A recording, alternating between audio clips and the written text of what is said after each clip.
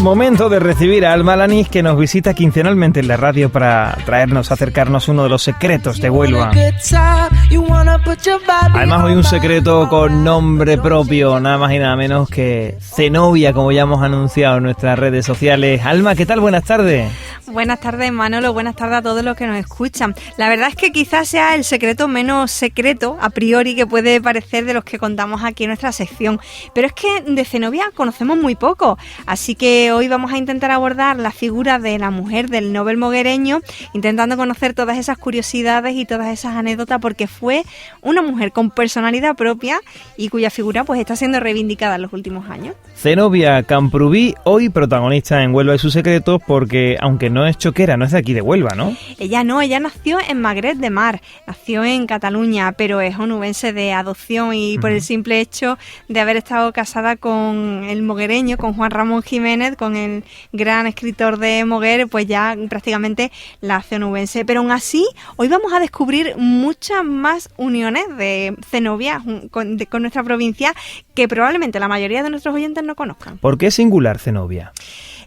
Bueno, para empezar, Zenobia es que fue una mujer muy adelantada a su tiempo y fue una mujer culta, una mujer muy inquieta, fue políglota, hablaba 3 idiomas, hablaba inglés, francés, alemán y además fue muy emprendedora, se involucró en temas sociales, en cuestiones como el sufragio femenino y fue una mujer que realmente pues se interesó muchísimo por la literatura y además fue un pilar fundamental para Juan Ramón y su obra. Nos dice que era catalana entonces, Zenobia Camprubí. Efectivamente, nació el 31 de agosto de 1887 en Malgrat de Mar, en Cataluña. Era el sitio donde sus padres veraneaban. Además, ella tampoco es española al 100%. Eso entre comillas, porque estamos hablando del año 1887, cuando Puerto Rico todavía era español. Lo cierto es que la familia materna, su madre, era de Puerto Rico. Allí la conoció su padre, que era un ingeniero de caminos de Barcelona, que fue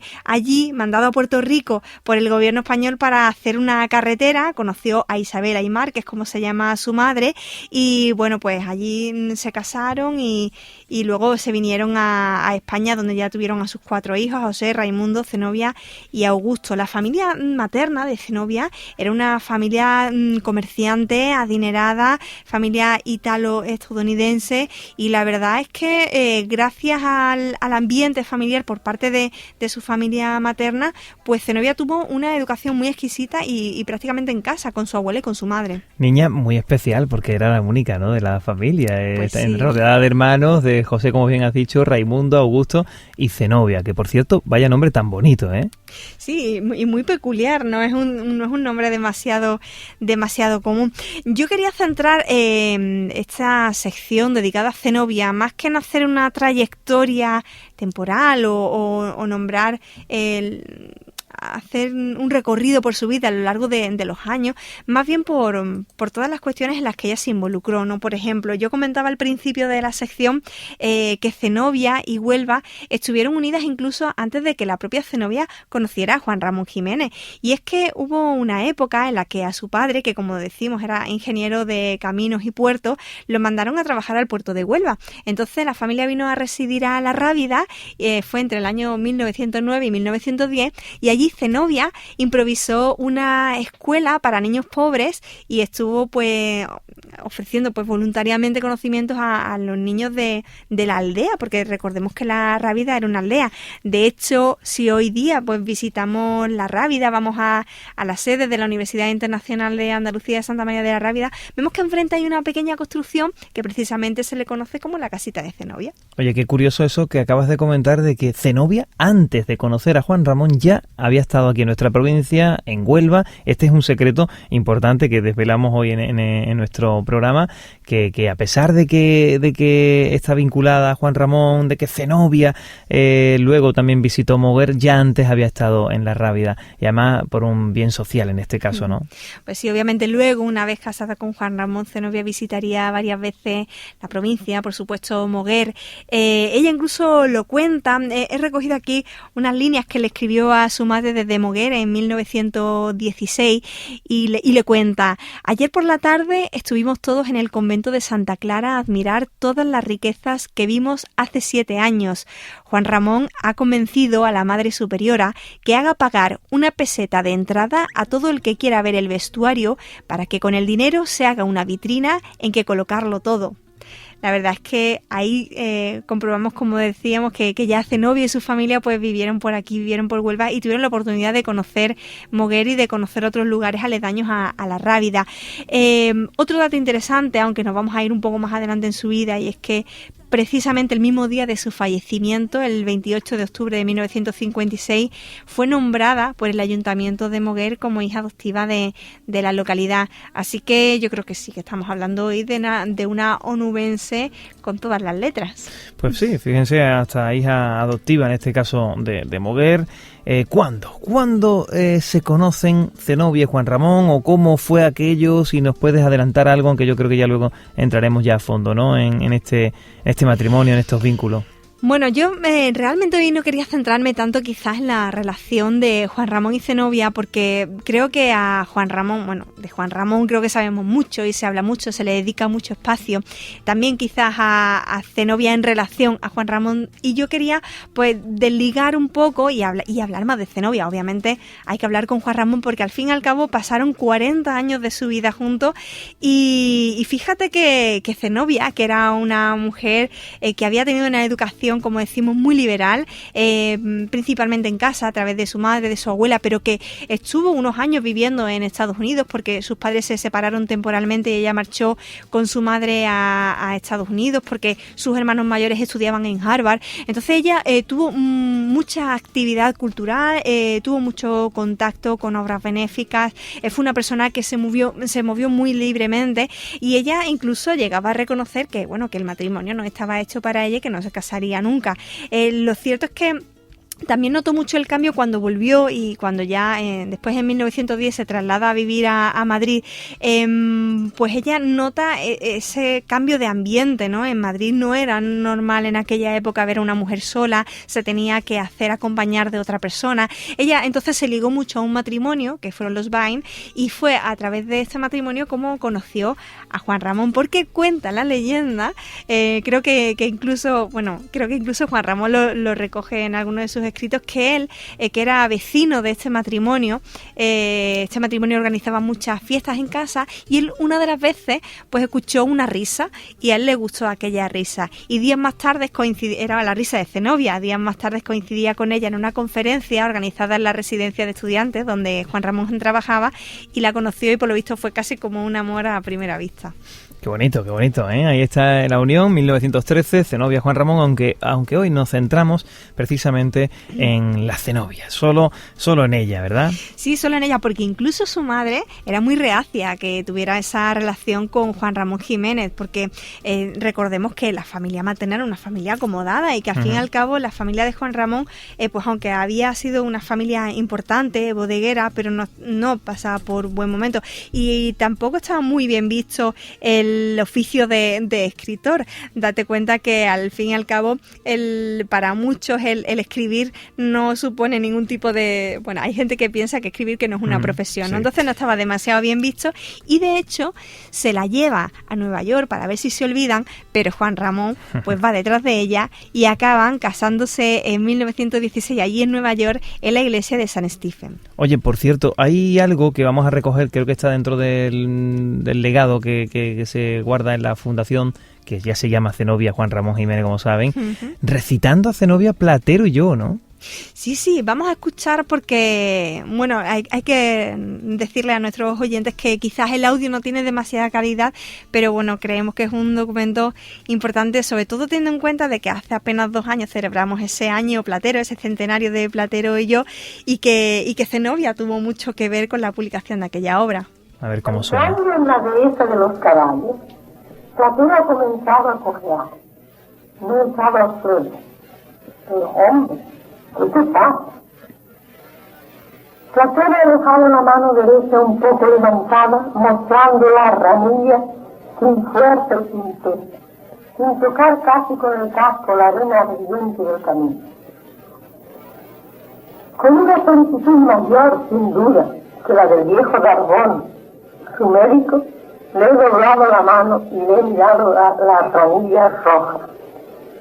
Una púa larga y verde de naranjo sano está clavada en ella, como un redondo puñalillo de esmeralda.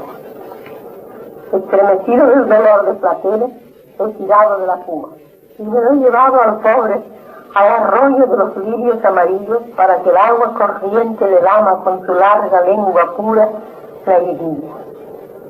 Después hemos seguido hacia la mar blanca, yo delante, él detrás, cojeando todavía y dándome suaves topadas en la espalda. La voz de Zenobia, si nunca la habías oído, hoy por primera vez la hemos podido escuchar en Huelva y sus secretos con Alma Lanís. Aquí en la radio seguimos descubriendo esta gran mujer, porque como bien ha dicho Alma, era una mujer adelantada a su tiempo en muchos sentidos, y yo creo que luego también vamos a descubrirlo a través de la voz del director de la Fundación Zenobia, Juan Ramón Jiménez, con Antonio Ramírez, que hablaremos dentro de un ratito. Bueno, vamos a tocar otro aspecto, y el que también hemos comentado, en el que, bueno, era un pilar, ¿no?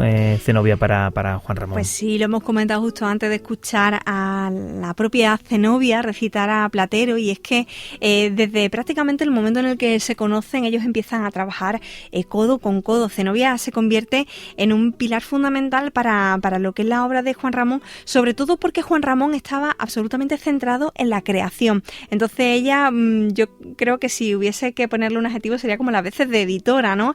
Ella trabaja muchísimo con él, y de hecho, convertidos en novios formales en 1915, pues ambos empiezan a trabajar juntos en la traducción de la obra del poeta Rabindranath Tagore.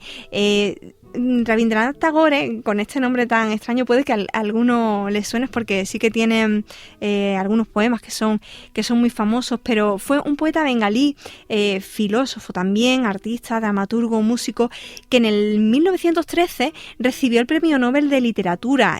De hecho, fue el primer Premio Nobel de Literatura no europeo en obtenerlo, y la verdad es que en su país, en la India, pues revolucionó la literatura bengalí, y además 2 de sus canciones son ahora himnos nacionales de Bangladesh y de India, el Amar Shonar Bangla y el Jana Gana Mana. Bueno, no creo que lo haya pronunciado demasiado bien, pero para que se note la importancia de este poeta. Bueno, pues Juan Ramón y Zenobia comienzan, como digo, a trabajar juntos en traducir a Tagore, apenas 2 años después de que le den el Nobel al bengalí, y además pues se complementan a la perfección, porque mientras que ella pues aportaba los conocimientos que tenía en traducción, pues él le daba la forma poética, y Luna Nueva fue la primera de las obras publicadas que además fue recibida con mucho éxito por parte de la de la crítica, y de hecho pues eso les anima a seguir publicando más traducciones de manera conjunta. Uh-huh. Bueno, creo que incluso tenemos a Tagore, ¿no? Sí, a Tagore, perdón, le he cambiado el nombre. Va a sonar algo muy raro, porque recordemos que bueno, que es idioma bengalí, pero bueno, es un Nobel de literatura y creo que debemos de escucharlo. A ver. Punjab, Sindh, Gujarat, Maratha, Dravida, Yuskala, Banga. Está recitando, ¿verdad? Indra, Himachal, Yamuna, Ganga, Uttala, Jaladhitaranga. Tava Shubha Name Jage, Tava Shubhaya Shishumage, Gahe Tava Jaya Gatha. En bengalí estamos escuchando a ese Premio Nobel de Literatura. A nosotros nos va a sonar un poco a chino, pero lo cierto es que Tagore extendió pues el amplio arte bengalí pues con multitud de poemas, de historias cortas, de cartas, ensayos, y bueno, revolucionó también la literatura allí en su país con obras como El Hogar y El Mundo. Tagore fue también importante en otro episodio de la vida de Juan Ramón y de Zenobia, porque las traducciones de este premio Nobel atrajeron muchísimo a 2 hermanas, Consuelo y a Margarita Gil, que empezaron a admirar a Zenobia precisamente por esas traducciones, por todo ese trabajo. Y en 1932 estas dos hermanas, en un recital de ópera, conocieron finalmente al matrimonio a través de una amiga en común, la austriaca Olga Bauer-Pilecka. Marga tenía 24 años y en aquel momento se quedó prendada de Juan Ramón Jiménez, que ya tenía 51. O sea, había una gran diferencia de edad.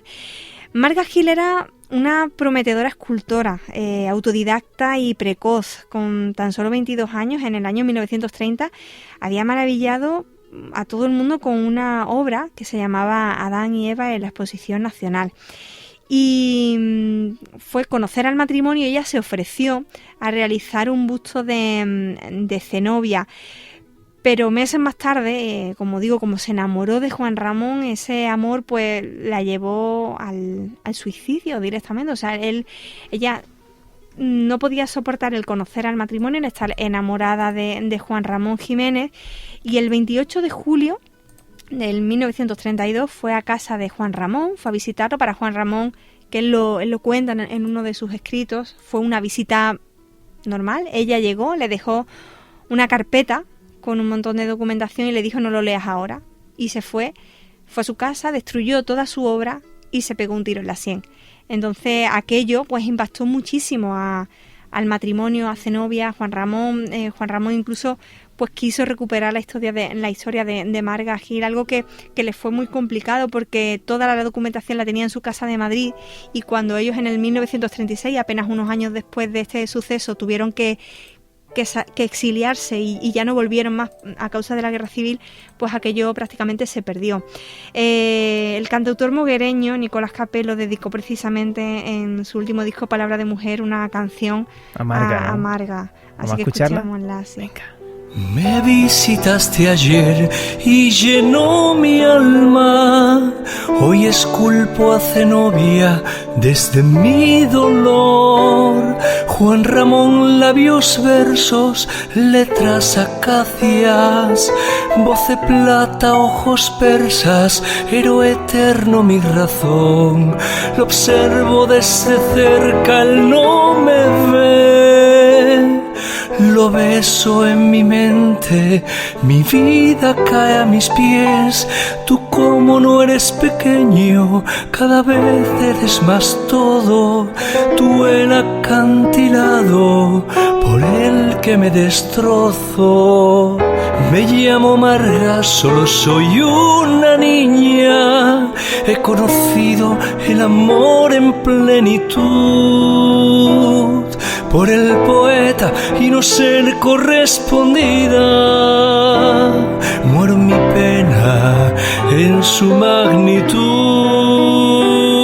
Me llamo Marga, solo soy una niña. He conocido el amor en plenitud por el poeta y no ser correspondida. Muero en mi pena y en su magnitud.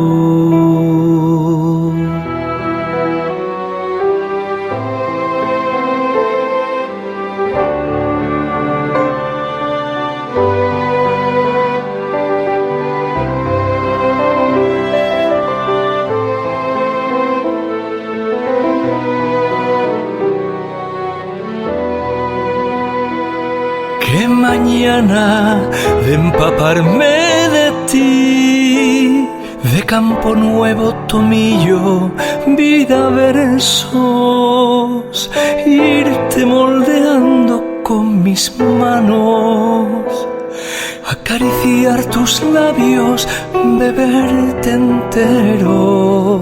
Qué dulce es el amanecer del último día. Mi vida sin ti ya no es vida. Prefiero la muerte eterna que no tenerte. Prefiero una vida corta sin poseerte. Me llamo Marga, solo soy una niña. He conocido el amor en plenitud por el poeta y no ser correspondida. Ahora mi pena en su magnitud, mi nombre es Marga, solo soy una niña, he conocido el amor en plenitud, por el poeta y no ser correspondida. Muero en mi pena y en mi juventud.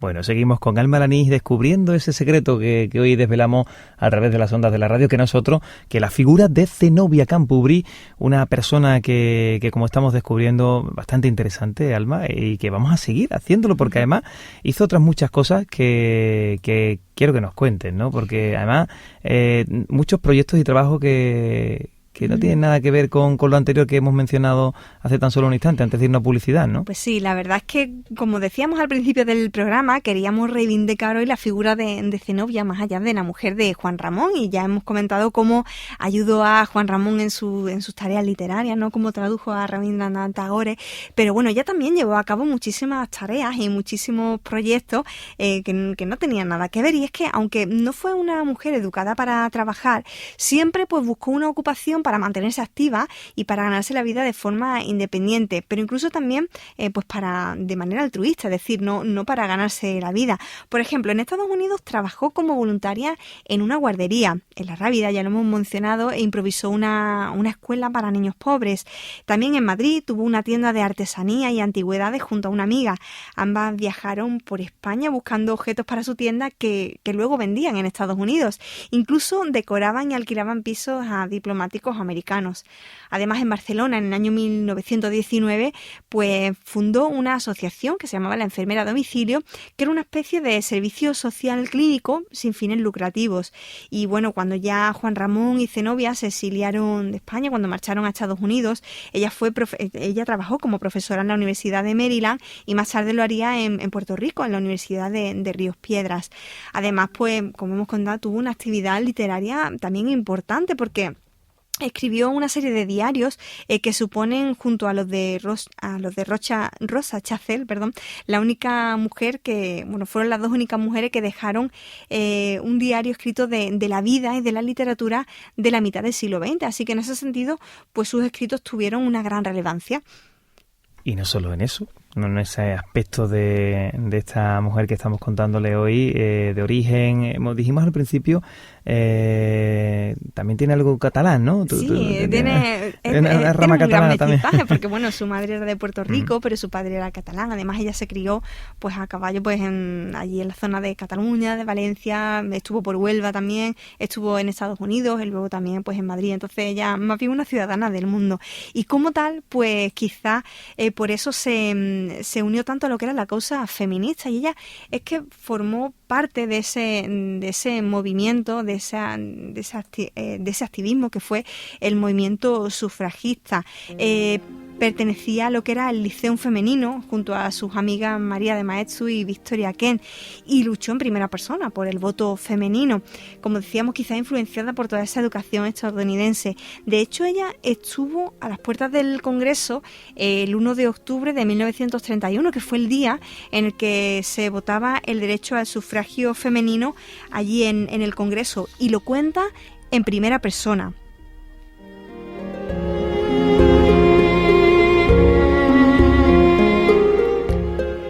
Llegado el día en que había de discutirse si se otorgaba o no el voto a la mujer en las Cortes Constituyentes, empezamos a acudir temprano de todas partes las que nos interesábamos en el asunto. A la puerta del Congreso me encontré a varias señoras de las asociaciones feministas que me saludaron invitándome a unirme a ellas. Me entregaron entonces un paquete de papelitos misteriosos, encargándome que se los fuera entregando a los diputados a medida que llegaran. El misterioso papelito no contenía más que 2 líneas recordando a los señores diputados que la nueva Constitución declaraba que en España no habría ya más privilegios y que todos los españoles eran iguales.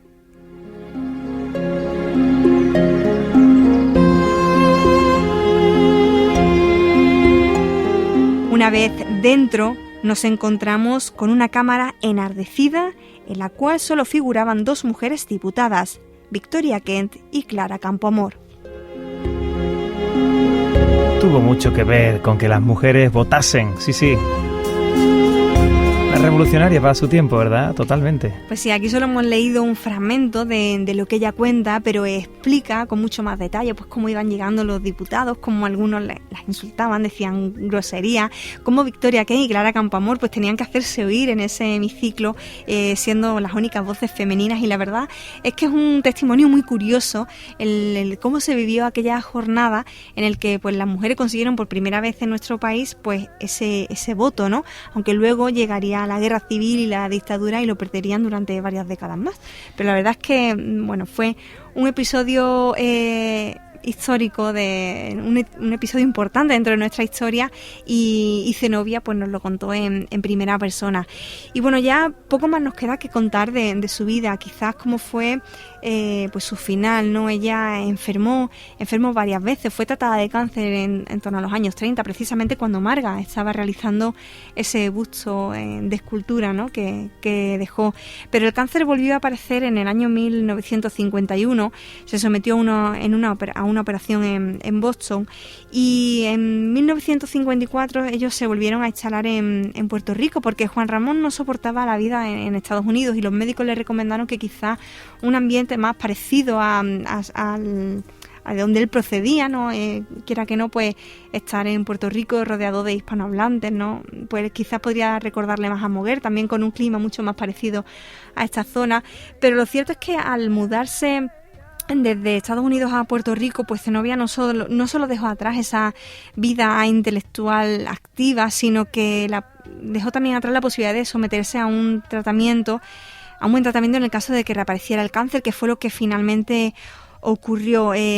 Zenobia murió el 28 de octubre de 1956 en la clínica Mimilla de Santurce de Puerto Rico, y al menos lo que sí pudo vivir fue que 3 días antes pudo conocer la noticia de la concesión del Premio Nobel de Literatura a Juan Ramón Jiménez.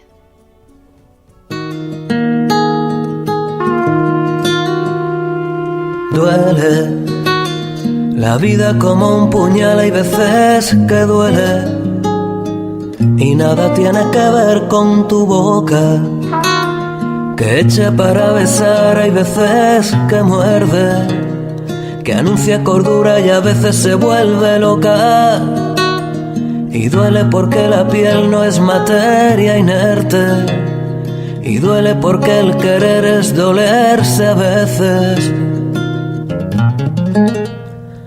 Tiembla la vida como con miedo, hay veces que tiembla y nada tiene que ver con el aire que mueve tu ropa en noches de luna escueta, que aprieta, suelta y evoca y me enloquece, y tiembla por los latidos que tú provocas, y también porque el querer es temblar a veces. Y cada uno en su camino va cantando, espantando sus penas, y cada cual en su destino va llenando de soles sus venas.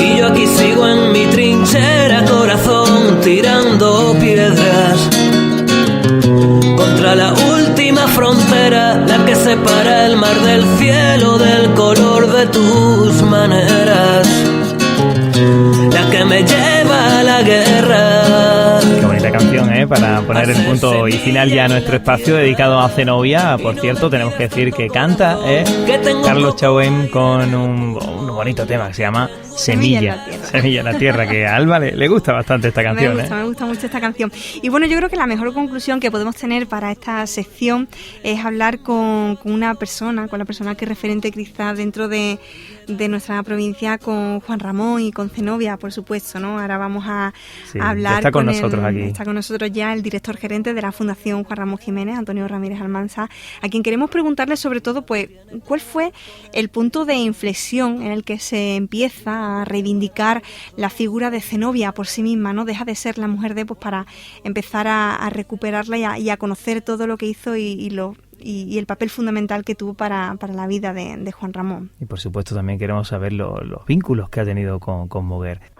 Pues el momento de inflexión no fue hace mucho tiempo. Quizás hasta ponerle una fecha cercana, ¿no? Y digo cercana porque hasta hace muy poco, le pasaba como al propio Juan Ramón, que no es hasta 1981, cuando se produce su centenario, cuando se le empieza a reivindicar más. En el caso de Zenobia es posterior. En el momento en que la Fundación y la Casa Museo entra en una nueva etapa en los últimos 20 años, se consideró que uno de los elementos fundamentales a tener en cuenta en la vida y en la obra de Juan Ramón Jiménez era poner en valor a Zenobia Camprubí, que nunca estuvo detrás de Juan Ramón, sino a su lado. Ese se puede decir que sea el momento más propicio. Y quizás los últimos 10 años la puesta en valor de los trabajos de investigación que se han venido realizando en el marco de la historiografía de la España de los años 20 y de los años 30, donde ha saltado inmediatamente la figura de Zenobia Camprubí como un referente en lo que fue las reivindicaciones sociales de aquel momento y sobre todo en el periodo republicano, donde Zenobia jugó un papel importante en la constitución de una serie de elementos básicos en la estructura de un país que quería conformar una transformación importante. Y desde ese sentido se puede decir que fue una mujer pionera, desde ser de las primeras mujeres conductoras en nuestro país hasta participar muy activamente en el Madrid de la época, en lo que entonces se llamaba y hoy día le llamaríamos servicios sociales, pero trabajó intensamente con los niños, con políticas que se llamaban enfermeras a domicilio, fue fundadora con María de Maeztu de el Liceo Club Femenino y era una gran activista cultural en todos los sentidos. Y en paralelo a todo eso, la ayuda imprescindible, la colaboración inestimable como amiga, compañera, amante y esposa de la gran figura de Juan Ramón. No hubiese sido lo mismo si Juan Ramón hubiese tenido a Zenobia o no la hubiese tenido. La verdad es que su figura hoy día ya es una figura imprescindible y es reciente. Todavía estamos en fase primaria para un reconocimiento justo de la figura de Zenobia Camprubí. ¿Y esos vínculos con Moguer, Antonio? Los vínculos con Moguer son los vínculos a través de Juan Ramón. Hay que tener en cuenta que Zenobia, ellos se casan en 1916 y Zenobia viene por primera vez a Moguer en el retorno del viaje a España desde Nueva York. Entonces hace varias visitas a Moguer, no muchas, porque ya ellos están alojados en Madrid. El vínculo es el vínculo emocional, más que nada. Es sorprendente cómo Moguer acoge a la mujer de Juan Ramón de una manera sorprendente, en el sentido de que la hace suya, ¿no? Tal es así que una de las primeras figuras que se ponen en el conjunto escultórico de Moguer, aparte de la de Juan Ramón en el 81, es la que se pone posteriormente de Zenobia en la plaza del Marqués. Y las instituciones feministas de Moguer han cogido su nombre, las asociaciones de mujeres Zenobia, si se puede decir el colegio Zenobia. Es decir, que Moguer ha tratado con muchísimo cariño y la ha acogido como otro hijo más del gran ilustre moguereño, ¿no? Gracias, Antonio. Bueno, pues ya llegamos al final, Manolo. Efectivamente, Lamentablemente tenemos ya que concluir nuestro espacio Huelva y sus secretos y dedicado a Zenobia. Queríamos reivindicar la figura de esta mujer que tan importante ha sido durante el pasado siglo. Y bueno, ya solamente queda citar a nuestros oyentes a nuestro último programa, ¿no? Será ya el último, el de la próxima edición. Pues sí, ya saben que dentro de 15 días pues llega el final de temporada. Habremos hecho 10 episodios de Huelva y sus secretos, pero bueno, mientras, pues yo quiero recordarles nuestros perfiles sociales a nuestros oyentes, que por supuesto nos tienen en Facebook, en Huelva y sus secretos, en Twitter, @secretoshuelva. Nos pueden mandar, si quieren, un correo electrónico a huelvaisussecretos@gmail.com, por supuesto a info@radiorociana.com. Y bueno, por supuesto, también tendrán este capítulo y el resto de episodios dentro de las plataformas de podcast, en iTunes, en iVoox, en Spreaker y también dentro de un espacio en mi blog, almalanis.com. Pues así nos vamos, Alma. Muchísimas gracias. Te esperamos en 15 días de nuevo aquí en la radio. Gracias, Manolo.